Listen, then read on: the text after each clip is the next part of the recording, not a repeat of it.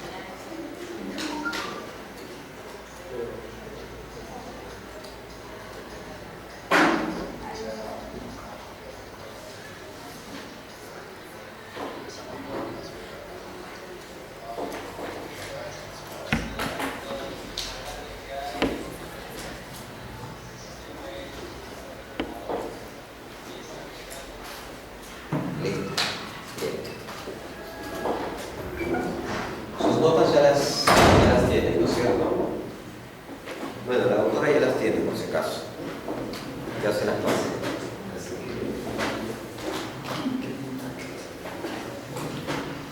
Bien, otro de los tumores que nosotros tenemos que conocer, aparte del osteosarcoma, es el condrosarcoma, aparte del tumor de células gigantes.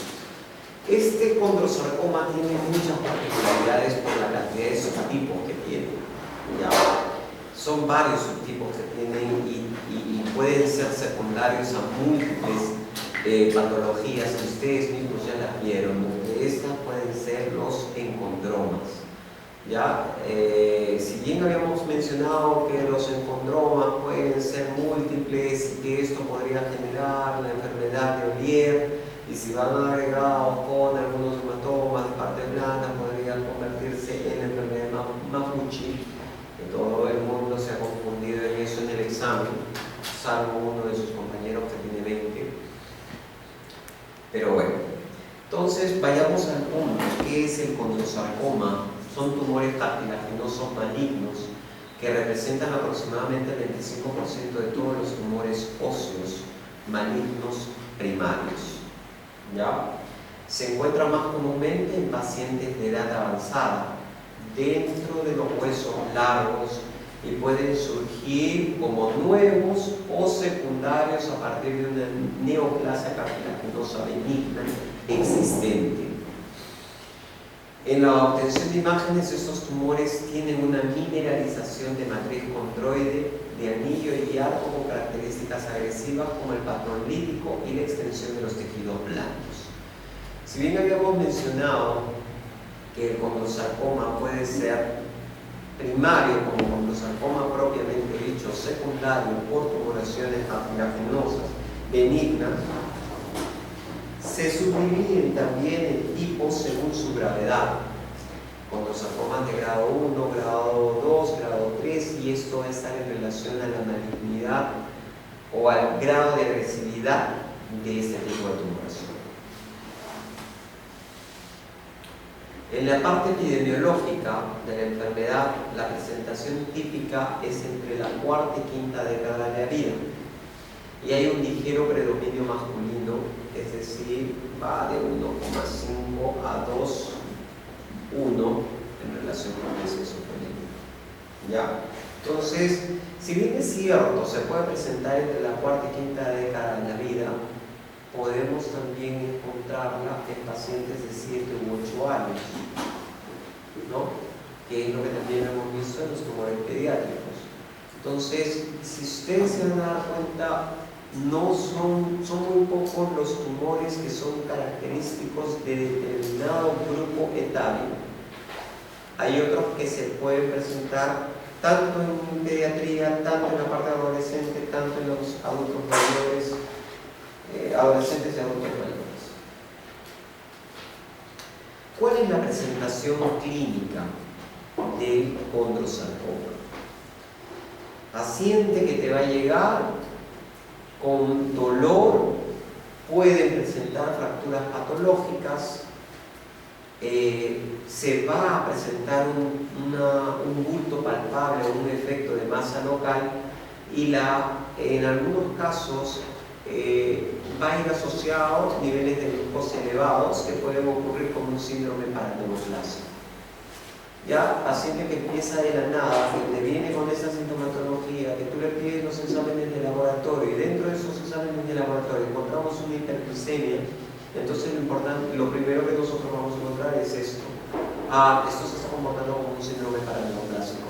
Indaguemos. Si tiene la tumoración palpable del dolor, pues pídele una placa radiográfica y lo primero que puedes encontrar son los distintos tipos de tumores óseos. Y en este caso, un condrosarcoma. La clasificación es lo que les había dicho. Tiene 3 tipos de grado. Grado 1 o es el de bajo grado, grado 2 de grado intermedio y grado 3 de alto grado. ¿Ya? ¿Por qué hacen este tipo de tipificaciones? Porque la terapia también va a ir en relación al grado de manifestación o de presentación de este tipo de tumores, ¿no? Entonces obviamente vamos a tener una mejor perspectiva o una proyección más positiva si vamos a encontrar una tumoración de grado 1. Esto no significa que el paciente se va a salvar, eso puede migrar y pasar de grado 1 a grado 2 y a grado 3 y ser totalmente invasivo y letal para el paciente. Entonces, hemos visto primero la categoría del condrosarcoma. Y dentro de esa categoría de condrosarcoma, nosotros lo que estamos haciendo es la mención y referencia directa del grado según la agresividad. Ahora vamos a ver los subtipos de condrosarcomas. Encontramos los subtipos primarios. Estos subtipos primarios encontramos el condrosarcoma intramedular convencional o condrosarcoma central, que pueden ir de bajo, intermedio o alto grado. Intramedular convencional es porque está dentro de la médula ósea, ¿ya? Tiene ese crecimiento y nosotros vamos a ver particularidades de este tipo de condrosarcomas y una de ellas en la placa radiográfica se manifiesta como palomitas de maíz, ¿ya? Como el popcorn, que es una de las manifestaciones que podrían nosotros darnos la tipificación o la caracterización en cuanto a los diagnósticos diferenciales con otro tipo de patologías que usualmente nosotros podríamos verla y pasarla desapercibida o darle el enunciado equivocado a una tumoración que puede ser totalmente maligna en el caso del paciente. Tenemos los condrosarcomas yuxtacorticales, que también pueden ir de grado bajo, intermedio o alto. Cuando hablamos de yuxtacortical, ¿a qué nos referimos?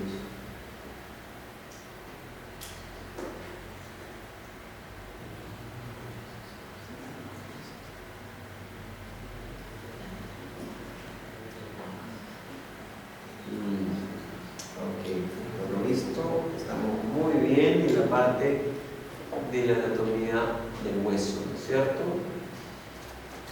Bueno, solamente repasado. El condrosarcoma de células claras, que por su tipificación es agresivo. El condrosarcoma mixoide, que generalmente cuando este es encontrado es de grado intermedio. El condrosarcoma mesenquimatoso, que generalmente cuando hablamos de mesenquimatoso y el mixoide también, el mixoide si bien es cierto es intermedio, pero en muchos casos puede tener una presentación de alto grado, al igual que el mesenquimatoso. Que normalmente si encontramos este tipo, secreción de la biopsia y sale mesenquimatoso, normalmente es de muy alto grado. El condrosarcoma extraesquelético, ¿a qué se refiere? A que no tiene predominancia ósea. ¿Ya? Es como le comentaba la vez pasada de los tumores de Ewing, ¿no? El tumor de Ewing no solo tiene que ser de localización epifisiodiaficiaria o epifisiometaficiaria de los huesos largos. También encontramos tumor de Ewing extraesquelético y que puede presentarse a nivel ya sea a nivel muscular, al igual que las otras patologías como es el caso de síndrome de Rosai-Dorman, que también lo habíamos hablado la clase pasada, o sea, que tiene manifestaciones extraesqueléticas. Y para el caso del condrosarcoma desdiferenciado, en realidad siempre se toma en cuenta 3 tipos para la alta malignidad o alto grado en este tipo de condrosarcomas. En este caso es el condrosarcoma mixoide, es el mesenquimatoso y es el desdiferenciado. Ya, esto en cuanto a los subtipos primarios. Encontramos los subtipos secundarios. ¿Ya? ¿Secundarios a qué? Secundarios a un osteocondroma. ¿Ya? En el caso de los osteocondromas puede ser el osteocondroma solitario y la exostosis múltiple hereditaria. Estas exostosis estarían también en relación a qué?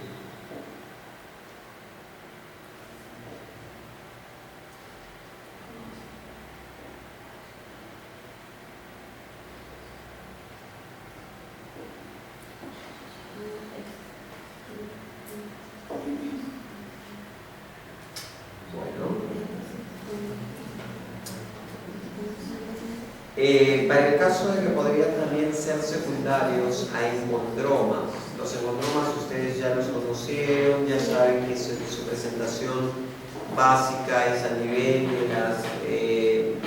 de los falanges, a nivel de manos, ¿no?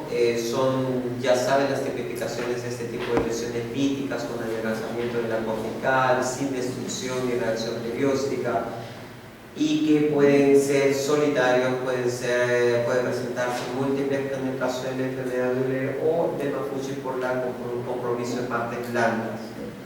Entonces, era un poco de lo que les decía inicialmente, los osteosarcomas se pueden presentar secundarios a la manifestación de encondromas. Entonces, ojo con eso. No porque veo una encondroma, esta es una lesión benigna, es raro que se presente en este grupo etario, pero bueno, no le pongo atención alguna y esto genera una malignización y producirte un osteosarcoma o un condrosarcoma, perdón. En el caso de la distribución, normalmente ¿cómo se encuentran distribuidos los condrosarcomas? Son huesos largos. Normalmente en los huesos largos el 45%. La razón es que el cartílago es más abundante en los huesos largos y tubulares. ¿Ya? Es decir, sería muy raro que encontremos un condrosarcoma a nivel de la patela, por decirlo así, ¿no? O un condrosarcoma a nivel de solo un cuerpo vertebral. Normalmente este va a tener la particularidad de generar la tumoración a partir de huesos largos por la presencia abundante de cartílago. En orden de frecuencia o de porcentaje, el fémur está entre el 20 y 35% de presentación, la tibia solo se presenta en un 5%, extremidades superiores, especialmente el húmero proximal, va entre el 10 al 20%. Entonces, para el caso, el primer hueso afectado por un condrosarcoma es el fémur, el segundo es el húmero y tercero tibia. No decimos que en el resto no pueda haber, pero es mucho más difícil por la ausencia de cartílago que pueda presentar otra estructura ósea. La pelvis, el 25%, especialmente alrededor del cartílago. ¿Ya? En el caso de las costillas se pueden presentar en el 8%. Normalmente cuando se presenta un condrosarcoma a nivel de los arcos costales o en las costillas, son personas relativamente jóvenes, ¿ya? Si es que diese el caso de que se presente el condrosarcoma. Y se dan a nivel de las costillas anteriores y en la unión costo-condral. Ya, por algo el nombre condrosarcoma, por eso a nivel de la pelvis también se da a nivel de la o próximos al cartílago. En la columna vertebral es el 7%, es un porcentaje bajo, mayor predominio en el sexo masculino, ¿ya? Que puede ir de 2 a 4 en relación a 1 del sexo opuesto. Cuando hay afectación de la columna vertebral, el grupo de columna son las vértebras dorsales, ¿ya? Su ubicación es en los elementos posteriores del cuerpo vertebral. Si bien recordamos, el cuerpo vertebral tiene su muro anterior y su muro posterior, y en el muro posterior tenemos la apófisis espinosa y en los laterales encontramos ¿qué cosa?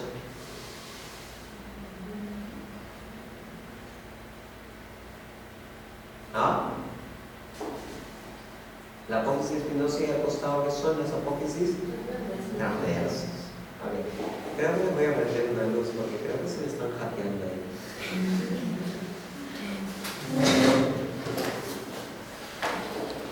Ahorita van a empezar a detallar las imágenes.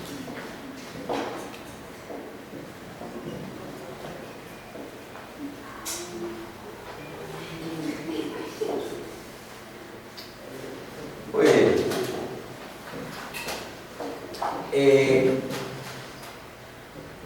Entonces habíamos dicho que se presentan en los elementos posteriores y el cuerpo vertebral en el 45%, netamente en las porciones posteriores se presentan en el 40% y el cuerpo vertebral como tal, solo el cuerpo vertebral es del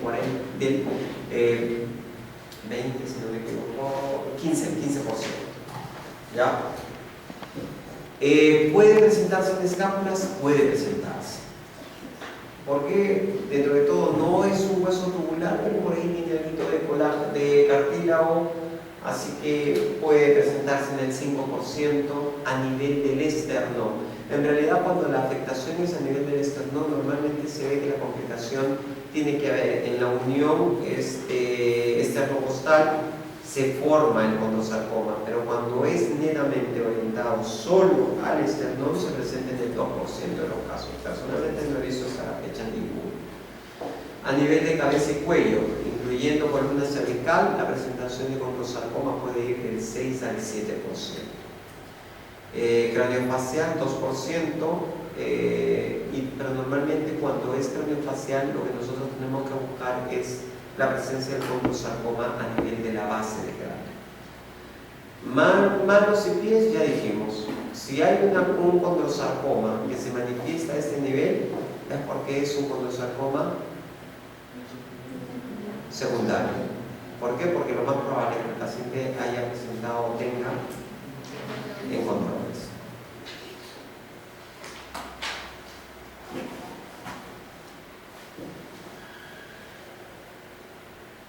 ¿Qué es lo que ven ahí? Empezamos con el compañero que está al costado. Tú.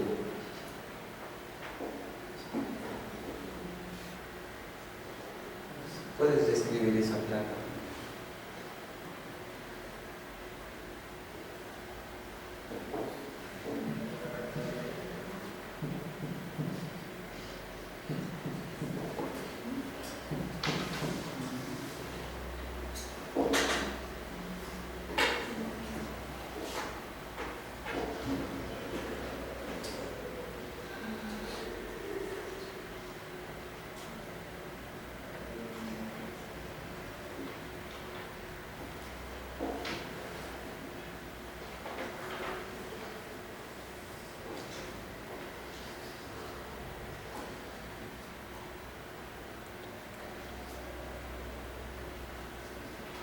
A ver, te va a ayudar en el silencio tu compañera que está ahí atrás. Sí. ¿Podrías describir la placa? Radiografía humana izquierda.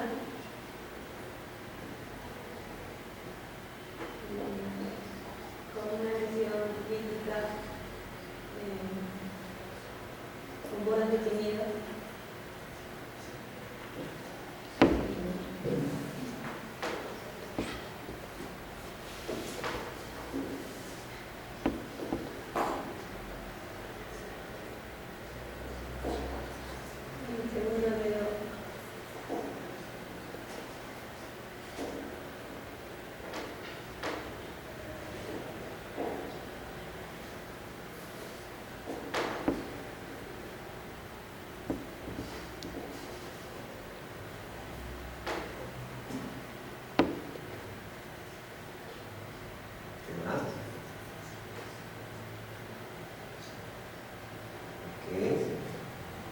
¿Alguien está de acuerdo con la descripción que hizo o alguien tiene alguna opinión diferente?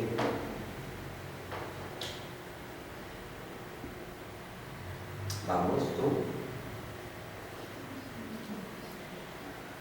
Sí.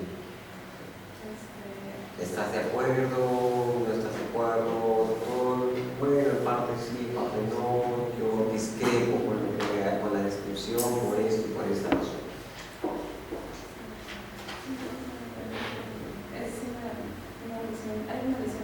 Ya, pero estás entonces de acuerdo con el inicio de descripción que ella hizo, ¿sí? Ok. Ahí nos quedamos un ratito. Sí.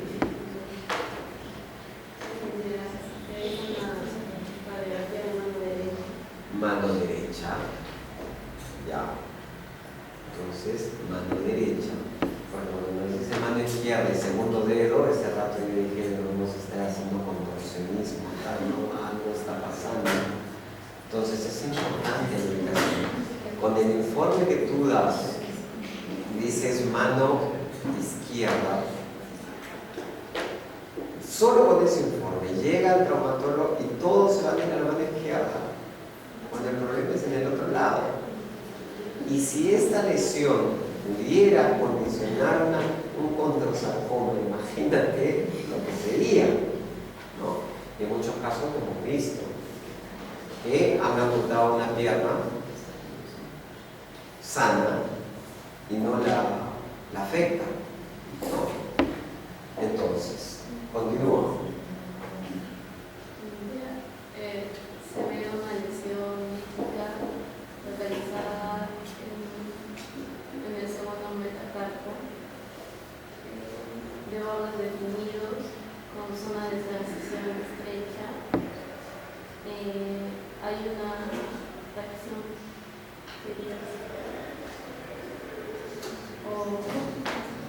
A ver, ahí quédate. Ahí quédate.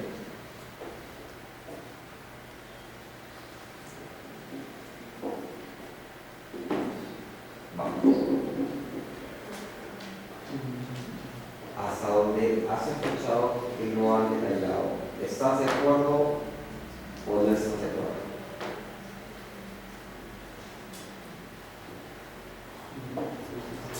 Sí, estás de acuerdo. ¿Tú?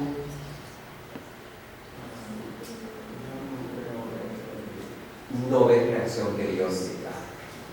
¿Y qué te llamaría la atención de lo que ha descrito tu compañero?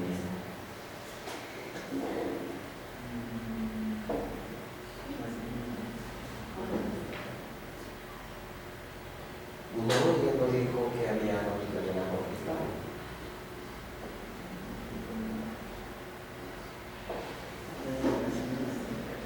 Y adelgazamiento de la cortical ya. Pero hay algo que no están tomando en cuenta.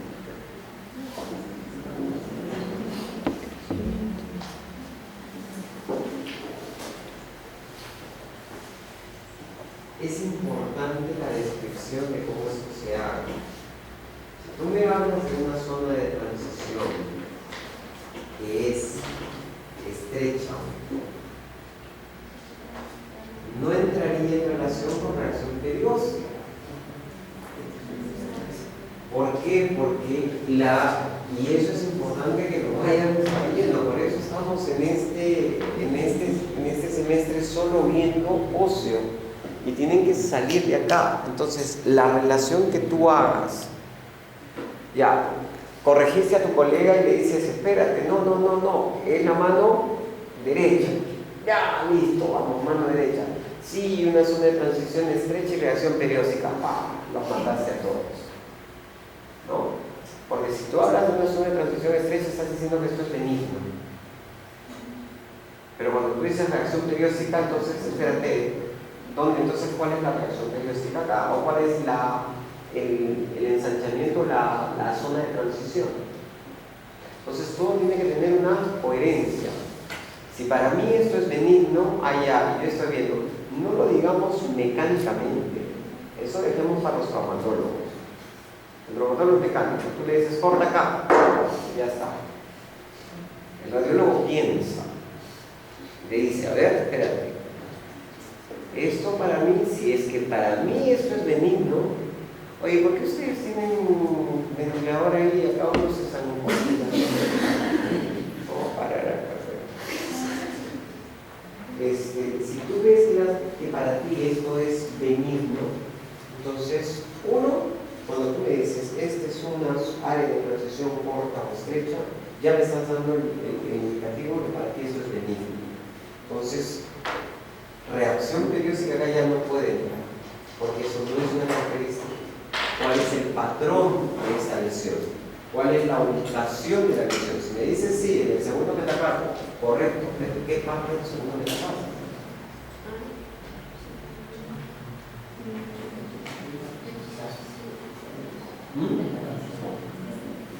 Diáfisis metafisial, ya.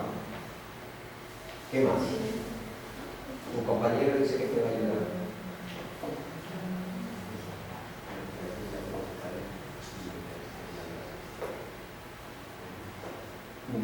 Ya. Por eso yo me he apagado la luz para que puedan verlo bien, porque yo me paro atrás y por Dios. Ahí está. ¿Ves?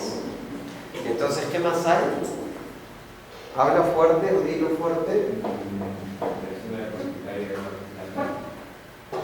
Ya. Muy bien, ¿qué más? Hasta ahí, ¿cuál es el diagnóstico que ustedes pueden dar? ¿Ah? Un encontroma, ¿no? ¿Podría ser? Diagnóstico diferencial. Ya. ¿Qué más?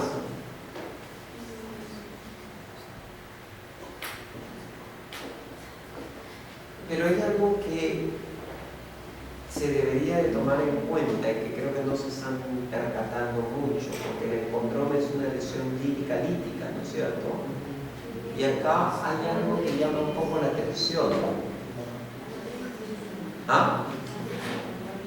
Exactamente. ¿Quién dijo eso? Ya me pongo ahí. En el próximo siglo. Muy bien. Es la matriz, ¿no es cierto? Acá nosotros vemos que hay una imagen muy sugerente de probable calcificación, pero no tenemos mucho la seguridad de que lo sea o no lo sea, pero tenemos que plasmarlo como nuestros diagnósticos diferenciales. ¿Qué otra cosa es importante mencionar acá? ¿Cuántos años tendrá este paciente o esta paciente?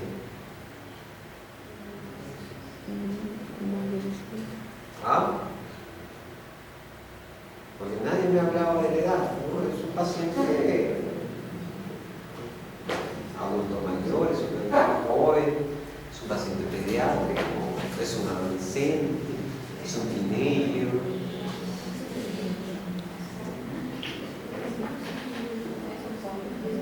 ¿Ah?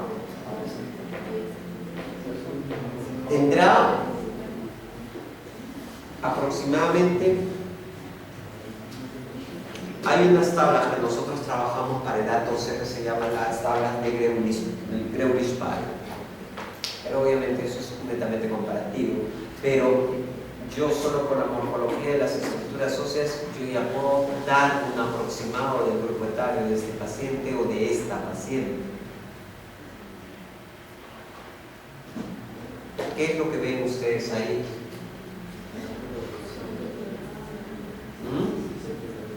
A nivel del radio y del cúbito, ¿qué ven? Claro, todavía se ve la fisis a ese nivel, ¿no es cierto? Entonces, solo por decir una edad, uno dice, este es un paciente menor de ¿cuántos años?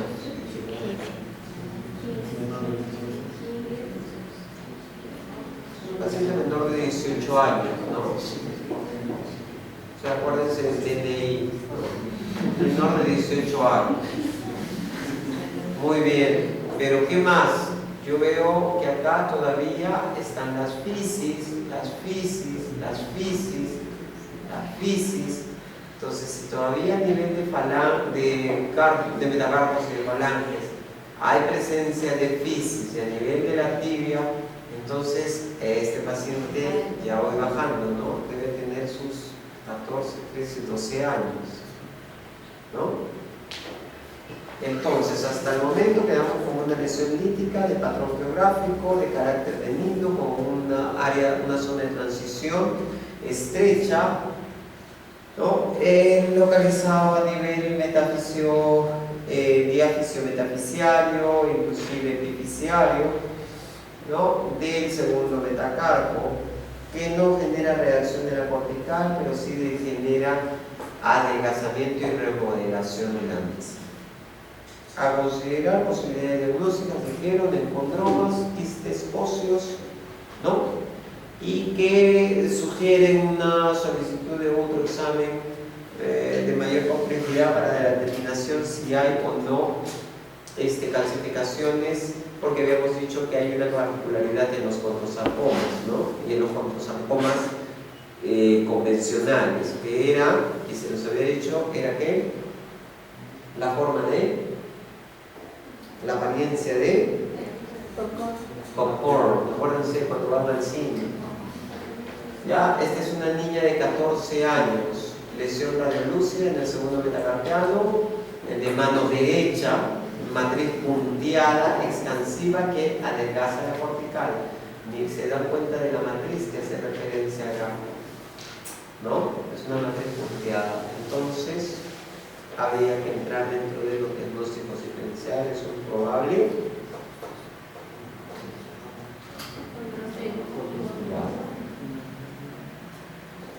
Entonces, dentro de los tumores cartilaginosos, el osteocondroma también se puede presentar a partir de los 7 a 8 años de edad. Por eso es que es una tumoración que nosotros le hemos tomado en cuenta también en pediatría. ¿Ya? Si bien es cierto, los encondromas se presentan en personas en población pediátrica, también se presentan en adultos. El condrosarcoma se presenta, recuerden, entre la cuarta y quinta década de la vida. El osteocondroma a partir de los 7 y 8 años. Orden de frecuencia, femortibia y número.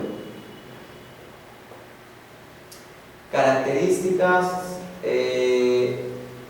Las imágenes varían un poco con diferentes subtipos, pero tienen algunas características generales. Ya pueden medir entre 4 centímetros de diámetro y 10 centímetros en el 50% de los casos. Son líticas, calcificaciones intralesionales, aproximadamente en el 70%, calcificaciones en anillo y arcos y calcificaciones como en palomitas de maíz. Pueden ser festoneados, enostiales, que afectan más de 2/3 del grosor de la cortical, menos de 2/3 de los encondromas. El aspecto comido como polilla o aspecto permeativo en tumores de grado superior, ver la clasificación de condrosarcomas, siempre.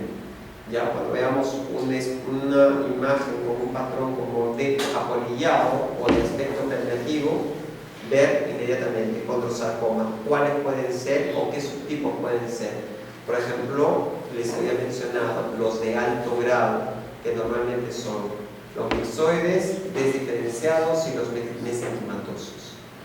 Si bien es cierto, hablábamos de los mixoides que pueden ser de grado intermedio, pero normalmente cuando ya son detectados ya tienen un grado mayor de malignización, como es el caso del desdiferenciado de los mesenquimatosos, que normalmente son de alto grado. Puede haber remodelación de la cortical, el engrosamiento y la reacción periódica también son útiles para distinguir entre un encondroma y un condrosarcoma de bajo grado.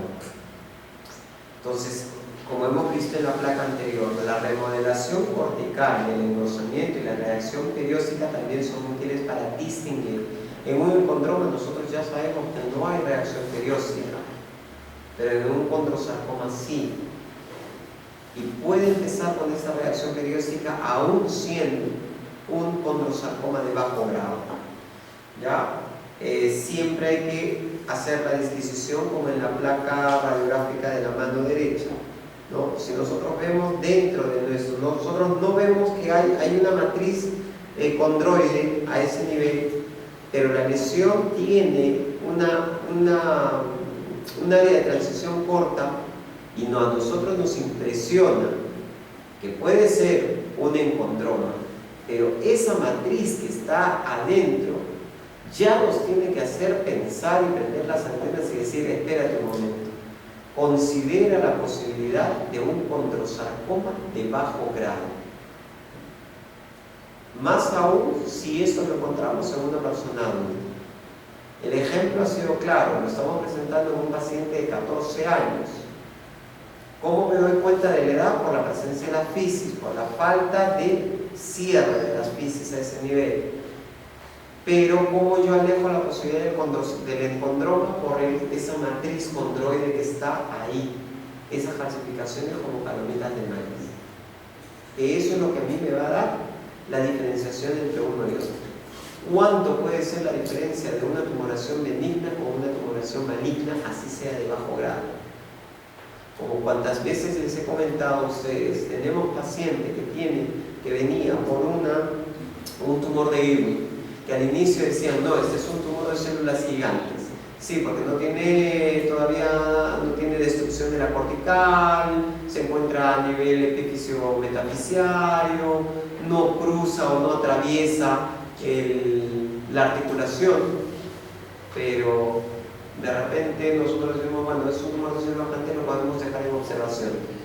Pasó un tiempito y al paciente hay que amputarle la pierna porque en realidad lo que se presentó era un tumor de Ewing y no un tumor de células gigantes. Lo mismo puede ocurrir acá. Nosotros si vemos y decimos, allá tiene un patrón geográfico, no hay destrucción de la cortical, no hay reacción periódica, y es un niño o es un adolescente, sí, es un encondroma ya, sí señora, es una tumoración benigna, no se preocupe, y no percatamos de esas imágenes plásticas que estaban en medio del patrón. Y eso te hace la diferencia entre que a un paciente se le pueda salvar la vida y que no. Entonces, recuerden, si ven esto y con una matriz condroide, piensa dos veces y hay la posibilidad de que esto sea un condrosarcoma de bajo grado. ¿Ya?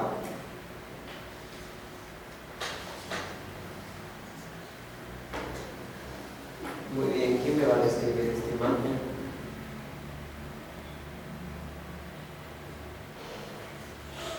Voluntarios.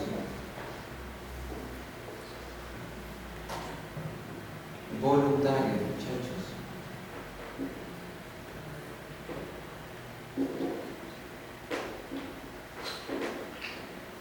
¿Ya tienen el diagnóstico? Sí, estamos hablando de condrosarcomas.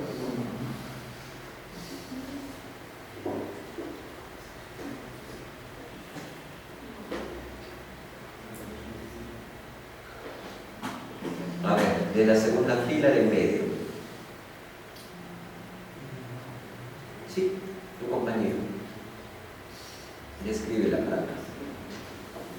Desmenuza esa placa. Sí, tú. Tenemos una radiografía postura anterior y el lateral. Y de la pierna. En este caso, normalmente las incidencias cuando es en articulaciones es de incidencia frontal. Cuando tú utilices póstero anterior o antero posterior, normalmente vas a tenerlo para tórax. ¿Ya?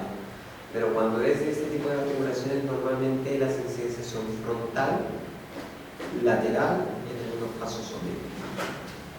Entonces, continúa.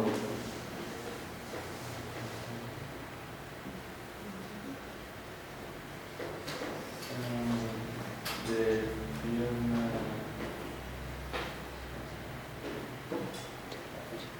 Articulación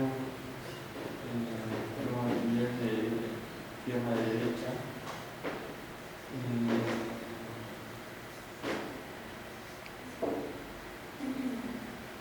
Vamos a hacer lesiones plásticas en región epífice beneficiaria de la tibia.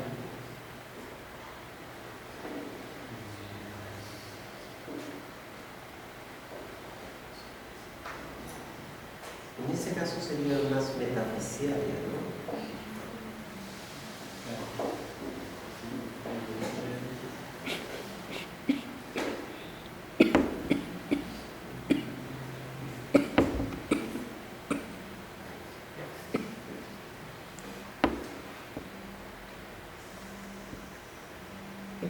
Central.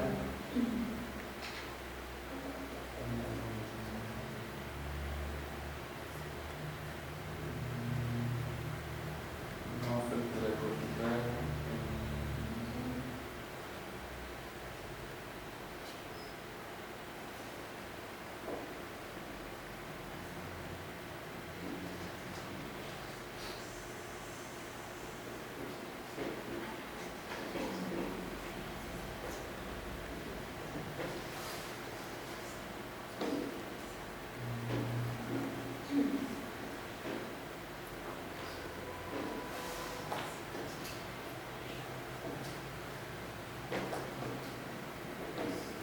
Ahora, ¿recuerdan en qué porcentaje se presentaba en la tibia?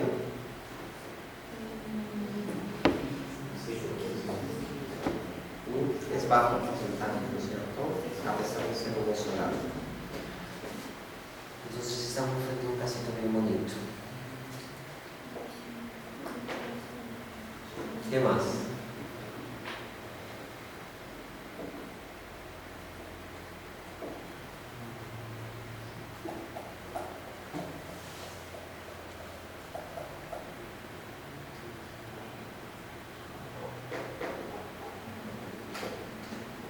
¿Alguien que lo quiera ayudar?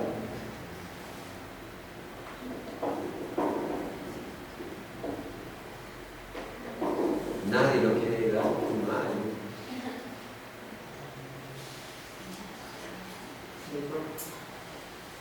Sí, ¿Podría decir que tiene una relación con la cortical? Lo que pasa es que justo en la región anterior de la tibia, normalmente por la localización metafisiaria, nosotros vamos a ver que la cortical empieza a disminuir. ¿Por qué?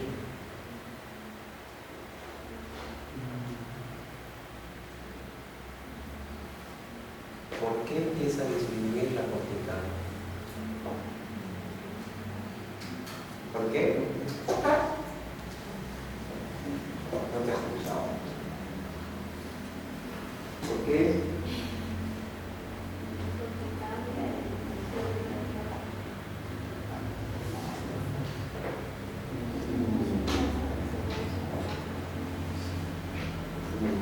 Ya, pero lo habíamos explicado desde el inicio de la clase, ¿no? ¿Por qué?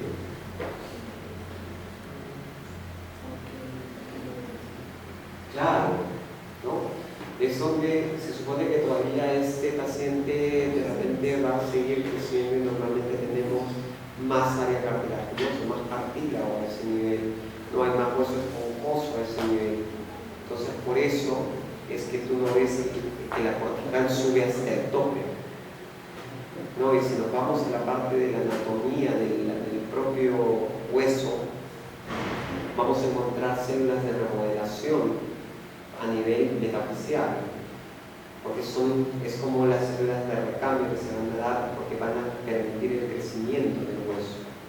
Entonces hay que tener mucho cuidado cuando hablamos de la cortical a ese nivel.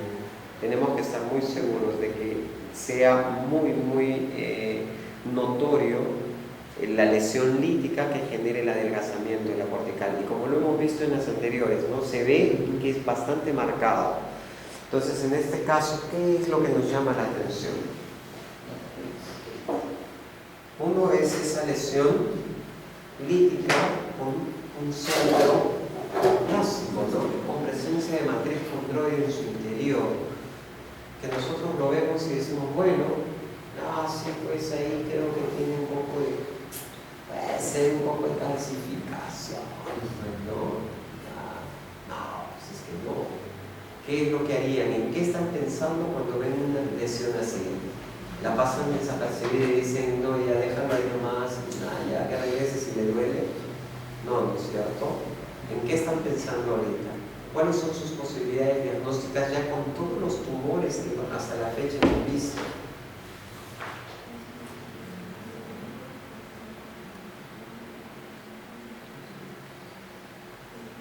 Entramos con osteocondromas, entramos con condrosarcomas, entramos con... A este nivel, ¿ustedes podrían pensar en un condroma? No, porque no tiene la particularidad de uno, ¿no? Pero esa matriz ya nos está haciendo pensar en posibilidades diagnósticas. Entonces decimos que hay una lesión lítica con un centro, con áreas plásticas en su interior que podrían corresponder a una matriz condroide, por lo que nosotros sugerimos posibilidades dentro de las posibilidades diagnósticas a descartar un condrosarcoma, a descartar un osteosarcoma, a descartar no es la característica de un tumor de Ewing porque son mucho más agresivos, pero ya por el grupo etario y qué sé yo podemos darle como muy alejada la posibilidad de. Entonces, ¿con qué se ayuda? Estamos en el siglo XXI. Una tomografía. Pero en este caso, lo primero que le solicitaron fue una resonancia magnética, y los hallazgos de las imágenes varían un poco de diferentes subtipos, pero tienen algunas características generales, como es el caso de la matriz condroide. Los condrosarcomas son masas grandes en el momento del diagnóstico, por lo general mayor de 4 centímetros de diámetro y 10 centímetros en el 50% de los casos. ¿Ya? Entonces, en este caso de frente agarraron y dijeron, no, a ver, porque no tenían la seguridad y dicen, pidamos una resonancia magnética y es importante estos hallazgos. Entonces, esto es lo que se encontró en la resonancia magnética. ¿Quién va a describir la resonancia?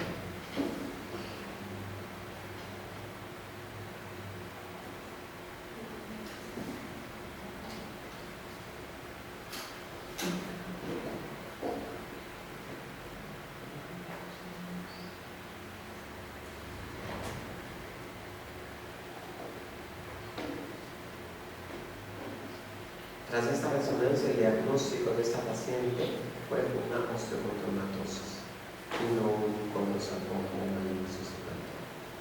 a pesar de las medidas y todo. Entonces, ¿qué es?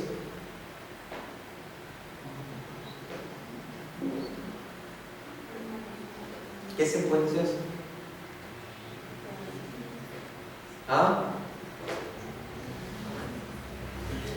¿Qué secuencias?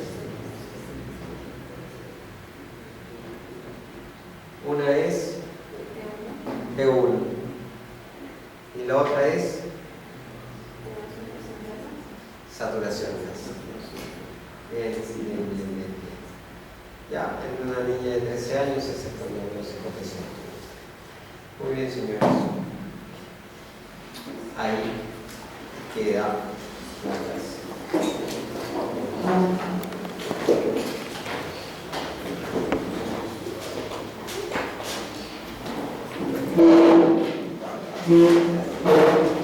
Ah,